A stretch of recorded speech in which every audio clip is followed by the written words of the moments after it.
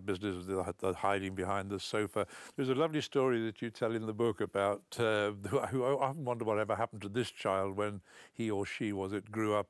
I think you were coming down the motorway or you were coming to London and suddenly realised that an episode of Doctor Who that you particularly wanted to see was on, but you weren't going to arrive home in time to see it. Well, I could go. In those days, it was amazing how it's changed in a relatively short space of time. I had access to wherever there were children, you know. I've seen thousands of pictures of children on my knee and are now brought by people who've grown up, and they say, that's me on your knee, and this is Giles, my little boy.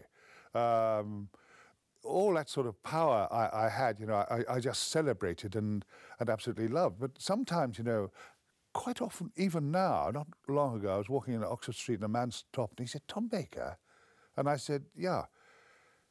He said, Tom Baker, Christ. And I'm used to this. And I saw he was rather touched. He said, you know, and as he looked at me, I could see him being catapulted back somewhere. And he said, do you know, when I was a kid, I was in a home, you know, in North Wales, and it wasn't very good. They didn't like us, you know, nobody wanted us. And you made Saturday night good for us, you know? And I said, I could see his face. And I went to speak, and he said, and squeezed my arm, and he was gone, you know? Now, to make a little speech to an old man in Oxford Street, 30-odd years later, showed, you know, the power, didn't it, of a benevolent character on children's imagination. I remember the effect. I can remember at York University there was a student, at that time they were all taking acid, and this person was having a really very nasty hallucinogenic episode, and the person who was taking them around said, oh, and they realised what time it was on a Saturday night, and in order to bring the person back down to earth, they switched on the television and said, look, it's Tom, it's Doctor Who. Yeah. And all of a sudden the trip dissolved and that person came back down to reality again.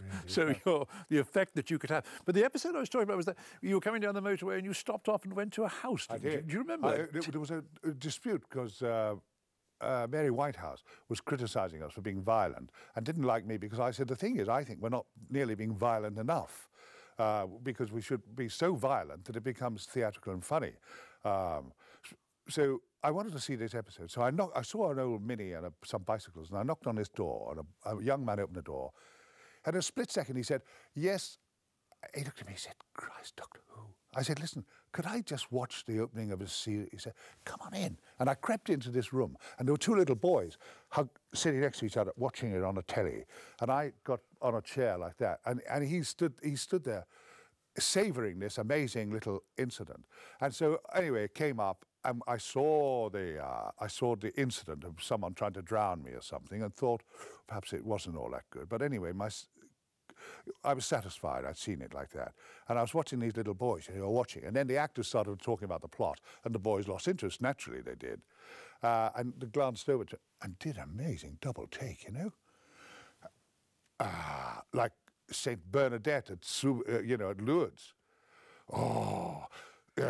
They couldn't believe it. Anyway, finally we got through. So it was absolutely wonderful. They were ecstatic to see me. And then instantly, it's very interesting, isn't it, when people are happy.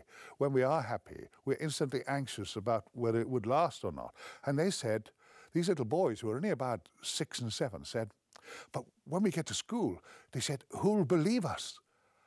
They won't believe us, Dad. And so they had to go next door and get a tape recorder, and I had to sign a declaration, you know, and all sorts of things like that to reassure them. And then, of course, as soon as I got back, we got in touch with the local press who went to their school, and there was a nice little article and everything like that. But that power of access, you know, to children, which is gone now, isn't it? Now you have situations of old men like me now are frightened of children. If you came out of a newsagent and there was a snotty little bugger falling off his bike, you or I wouldn't dare pick up such a child and console him, let alone say to two children outside of the shop, would you like an ice cream?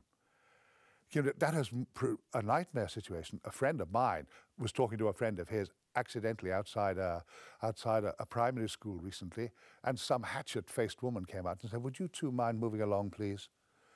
They moved them along, you know, two middle-aged men were talking outside a primary school. It's a kind of madness, isn't it, really?